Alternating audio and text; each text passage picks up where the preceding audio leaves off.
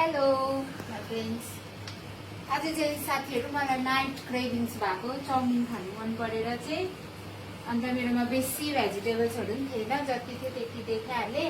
अन्त अब चाहिँ म बनाउँदैछु। अहिले राति 1 बजिरहेको छ अनि त्यही भएर मलाई चाहिँ भोक पनि लाग्यो, क्रेभिङ्स पनि भयो, केही पिरो चटपटा सा खानु भएर, त्यही भएर म चाउमिन बनाउँदैछु। हजुरहरू त सुतिसक्नु भयो होला।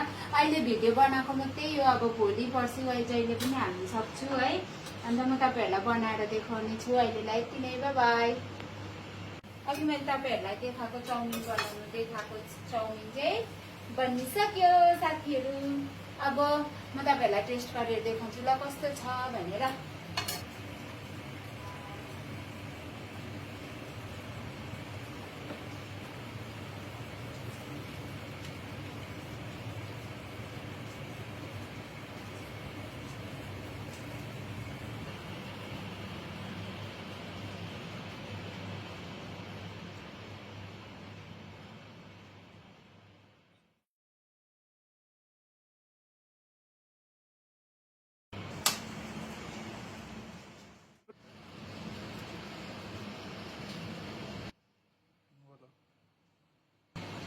खाएर बताउँछु ल साथीहरू कस्तो भएछ। यसको कलर चाहिँ अर्को अर्कै देख्छ। यो चाहिँ आँटाको दालको पनि के रहेछ नुडल्स कि।